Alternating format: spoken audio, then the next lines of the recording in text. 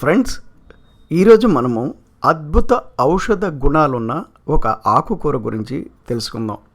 ఇప్పుడు మీరు చూస్తున్నారు కదా, ఈ ఆకుకూర చూడంగానే మీకు అర్థమైపోయి ఉంటుంది. దీన్ని ఎర్ర తోటకూర అని అంటారు. ఫ్రెండ్స్, మీరు దయచేసి ఈ వీడియో చివరి వరకు చూడండి. ఇది చాలా చిన్న వీడియో, కానీ ఈ ఎర్ర తోటకూర గురించి అద్భుతమైన విషయాలు మీకు తెలుస్తాయి అన్నమాట. కాబట్టి వీడియో స్కిప్ చేయకుండా చివరి వరకు చూడండి. ఫ్రెండ్స్, ఇప్పుడు మీరు చూస్తున్నది ఎర్ర తోటకూర. అయితే దీన్నే రెడ్ అమరాంత్ లీవ్స్ అని అంటారు ఇంగ్లీష్లో. అయితే అదే దీని బొటానికల్ నేమ్ వచ్చేసి అమరాంథస్ క్రింటస్ అని కూడా అంటూ ఉంటారనమాట. హిందీలో వచ్చేసి దీన్ని చౌలం అంటారు కొంతమంది, లేదా లాల్ సాగ్ అని అంటారు. కన్నడలో రాజ్గిరి అంటారు, తమిళ్లో పున్నింకి రామ్ అని కూడా అంటూ ఉంటారు. మనం ఎర్ర తోటకూర అంటాము, కొంతమంది ఎర్ర చావలి ఆకులు అని కూడా అంటూ ఉంటారు. అయితే మీ ప్రాంతంలో ఈ ఎర్ర తోటకూరని ఏమంటారు అన్నది దయచేసి కింద కామెంట్ రూపంలో తెలియచేయండి. తెలియని వారు తెలుసుకుంటారు.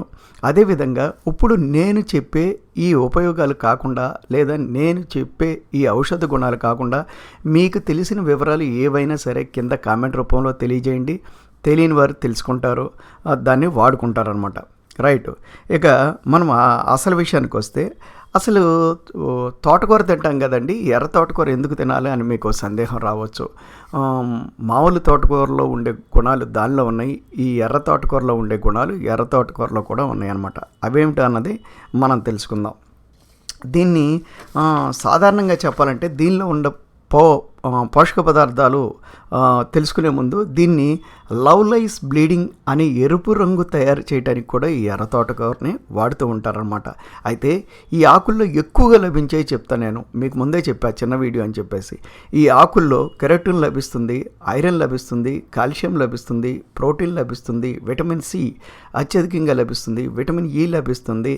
అంతేకాకుండా యాంటీ ఆక్సిడెంట్స్ చాలా ఎక్కువ మోతాదులో లభిస్తాయి. అంతేకాకుండా పొటాషియం ఎక్కువ లభిస్తుంది, ఫైబర్ కూడా ఎక్కువ లభిస్తుంది అన్నమాట. మరి క్రమం తప్పకుండా ఈ యొక్క ఎర్ర తోటకూరని తినటం వల్ల కలిగే లాభాలు ఏమిటి అన్నది ఇప్పుడు చెప్పుకుందాం. ఫ్రెండ్స్, ఈ వీడియో చివరి వరకు చూడండి. ఈ ఎర్ర తోటకూర గింజలు ఏ విధంగా సేకరించుకోవాలి అన్నది కూడా మీకు చూపిస్తాను ఈ వీడియోలో. దయచేసి వీడియో స్కిప్ చేయకుండా చూడండి. రైట్.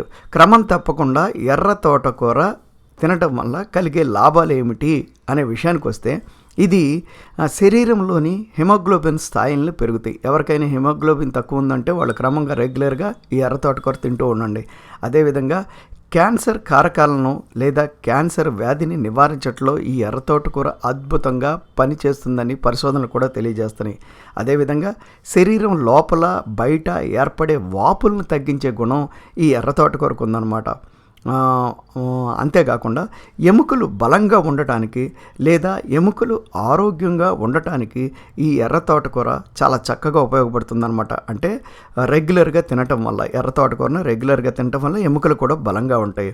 అదేవిధంగా గుండె అనారోగ్యంతో ఎవరైతే బాధపడుతున్నారో, లేదా గుండె ఆరోగ్యంగా ఉండాలి, దాని యొక్క పనితీరు సక్రమంగా ఉండాలి అని భావించేవారు ఎవరైనా సరే ఈ ఎర్ర తోటకూర రెగ్యులర్గా తింటూ ఉండండి. ఎందుకంటే గుండె ఆరోగ్యానికి ఇది చక్కగా పనిచేస్తుందన్నమాట. అదేవిధంగా శరీరంలోని కొలెస్ట్రాల్ స్థాయిల్ని తగ్గించే గుణం ఈ యొక్క ఎర్ర తోటకూరకు ఉందన్నమాట. కాబట్టి కొలెస్ట్రాల్ ఎక్కువగా ఉంది అనుకున్న వాళ్ళు కూడా ఈ ఎర్ర తోటకూరని రెగ్యులర్గా తినటం వల్ల న్యాచురల్గా కొలెస్ట్రాల్ తగ్గిపోతుందన్నమాట. అదేవిధంగా ఎవరైతే శరీరం బరువు తగ్గాలి అని అనుకుంటున్నారో, లేదా మేము డైట్ చేస్తున్నాము అని అనుకుంటున్నారో, వారు తప్పనిసరిగా ఈ ఎర్ర తోటకూరని తింటూ ఉండాలి. ఎందుకంటే శరీరం బరువు తగ్గటానికి ఈ ఎర్ర తోటకూర ఉపయోగపడుతుంది.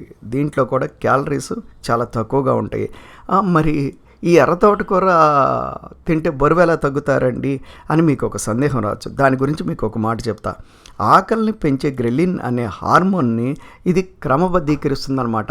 ఈ యొక్క గ్రెలిన్ వలన ఏమవుతుందంటే మనకి విపరీతమైన ఆకలి ఏర్పడిపోయి క్వాంటిటీ చాలా ఎక్కువగా తినటం కానీ, ఏది పడితే అది తినటం కానీ జరుగుతుందన్నమాట.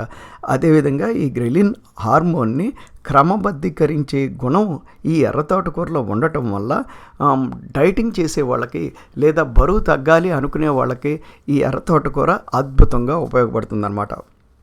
అదేవిధంగా గర్భిణీలకు అంటే ప్రెగ్నెంట్ లేడీస్కి చాలా అద్భుతంగా పనిచేస్తుంది ఎర్ర తోటకూర. మరి అంటే వారి యొక్క కాన్పులో కూడా ప్రభావితం చేస్తుంది. పుట్టే బిడ్డ యొక్క ఆరోగ్యాన్ని కూడా చాలా చక్కగా ఉంచడానికి ఎర్ర తోటకూర ఉపయోగపడుతుందని మనకి పరిశోధనలు తెలియచేస్తున్నాయి.